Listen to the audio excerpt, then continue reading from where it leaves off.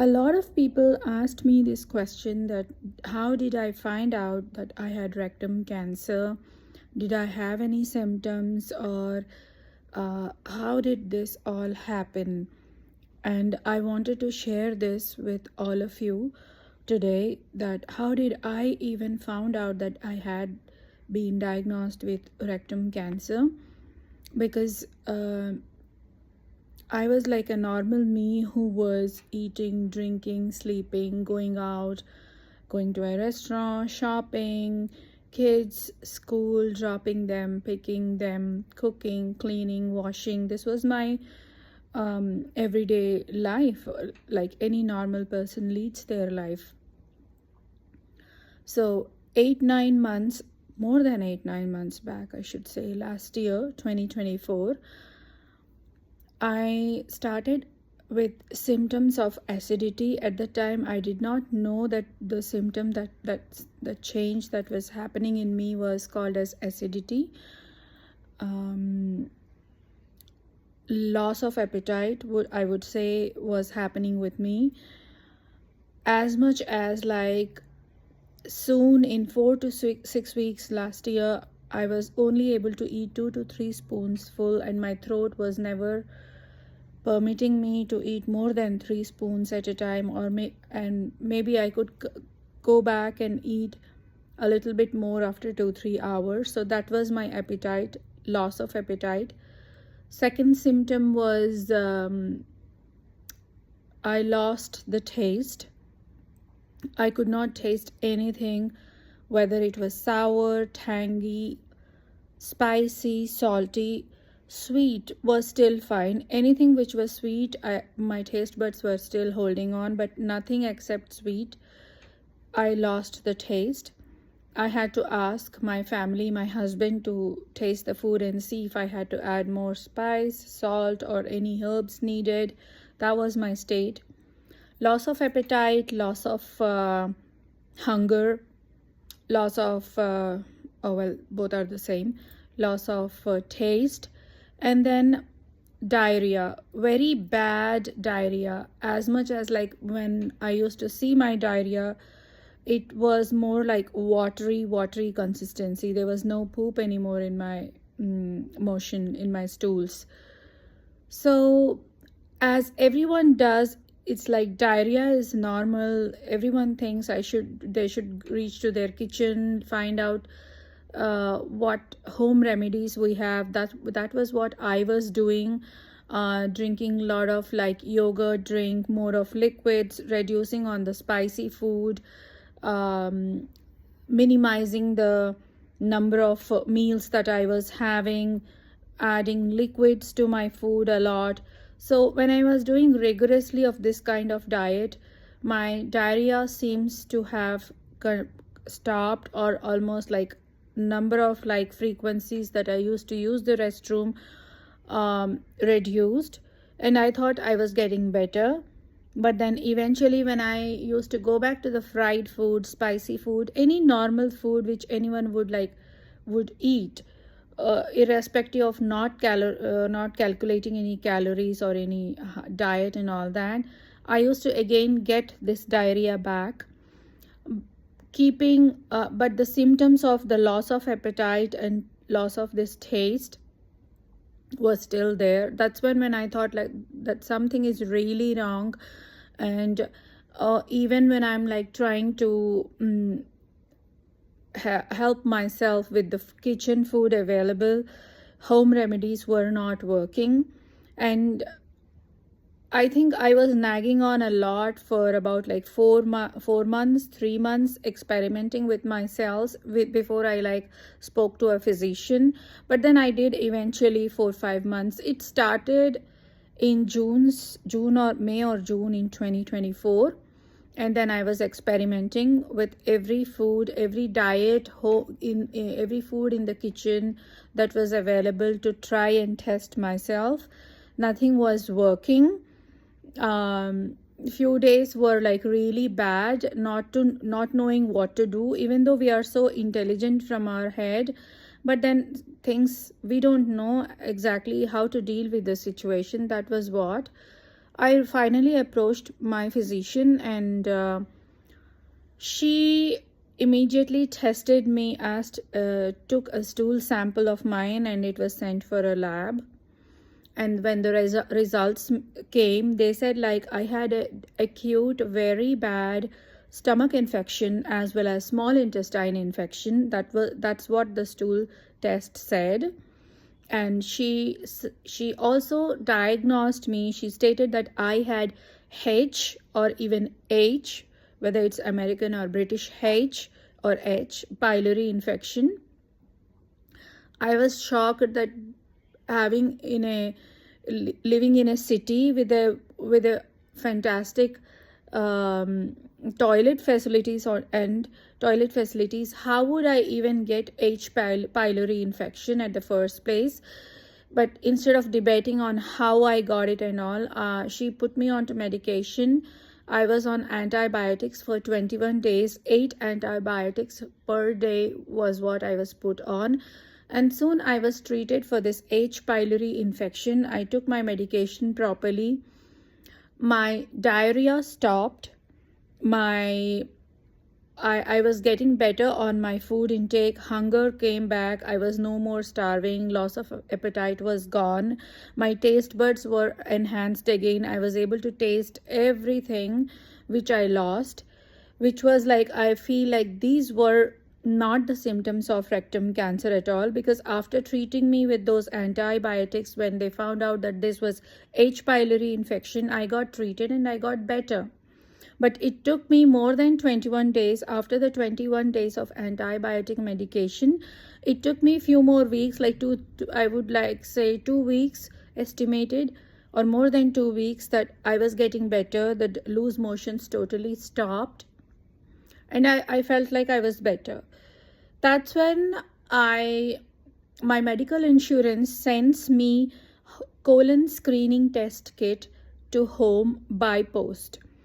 During those days, after my stomach and small intestine infection was treated completely and I felt good, and I had I gave the blood test or the stool test again to see if it's all gone. I don't remember whether it was a stool test again or blood test. But yes, after that antibiotic medication, I think I had to wait for another 4 weeks or 3 weeks, something like that. And I did that test. I don't remember whether it was blood test or the stool test again. And the test was normal, and they said that you are free now. You don't have any more H. pylori infection. So I think the sequence of things happened in such a way that I had to be first treated for my stomach infection, and then for my small intestine infection, and then came the bigger picture, the bigger problem in my life that I had to deal with. Because after that treatment was over, when I was all better and taste buds came back, the appetite came back, the loose motions stopped, my insurance permits me, it sends me every twice a year or every once a year, I don't know, because I am like over 40 now. So I got this colon screening home test kit in my post sent to me. I opened it. It's like a small 4x6 envelope in which they send a small bottle. It has like a stick inside it. All you have to do is just open it and take that stick out of that bottle. That small bottle has a lotion liquid in it. So don't just keep it horizontal. You have to keep it up straight, and take that stick out of it. And as soon as you pass your stools in the bathroom, just all we have to do was, you will get a guided instructional paper inside your colon screening test kit. All you have to do is just put the stick inside your poop and just get a good nice sample of the poop, and then hang it back, that stick inside the bottle, the lotion, the treated bottle, and just reseal it. Write down all your medical details, your name, as per the instructions given in that paper, in that envelope. And I sent it back to my insurance company. And then soon, I think it was pretty soon, maybe like 5 days or a week later, I got a call from my physician, and that was very shocking. Usually physicians never call you unless it's any dire emergency or any serious issue. She called me and she said, like, we did your colon screening test and we got the result of it, and they found samples of blood in my stool test, in that colon screening test kit. So that's when I figured it out, and that's how they found out that I was a good suspect to investigate more and find out if this is where this was leading to. And they immediately scheduled me for a test called as colonoscopy, and I went for a colonoscopy. I'll make another video of how do we prep ourselves for colonoscopy, and I got that test done. It is a sedative based test, and then immediately after doing the test, they grew more suspicious while I was even still not even out of my sedation. After the colonoscopy, they took me immediately for a CT scan, and they did a CT scan. 3 days later, the colonoscopy and CT scan, and I was sent home after the CT scan. 3 days later, again, my GI surgeon, was she a gastroenterologist, a surgeon? I don't remember who she was, but someone from the hospital. Just stick to this. Let's stick to this word. That some doctor called me from the hospital, and she said, like, my CT scan and my colonoscopy reports were out, and I was diagnosed with rectum cancer, unfortunately, and they scheduled me for further investigations before they could find out, before they could conclude of how my diagnosis is going to happen and how they will approach me for. So this is how my story of finding out that I had rectum cancer happened in my life. Whoever, and then this is a message for everyone out who are like above, who are above 40 or 40 and above, who just reached 40, that they should go speak to their medical insurance provider or their physician. If in your country you don't have any insurance kind of a healthcare facility or provision, you just go to any physician, whosoever you want to. If that is how your healthcare system works, I would definitely recommend, if you are 40 and above, go to your physician, whether you are male or female, doesn't matter of what gender you belong to. Go to the physician, ask for a colon screening test kit. I know breast cancer, mammogram, and for women, prostate cancer. For women, it is like pap smear test. These are also so in awareness that people are like generally getting it done nowadays. But then, or maybe like I'm the one who was not aware of this, and because I got diagnosed, and that's why I'm trying to tell you or spread this awareness. So okay, coming back to the point.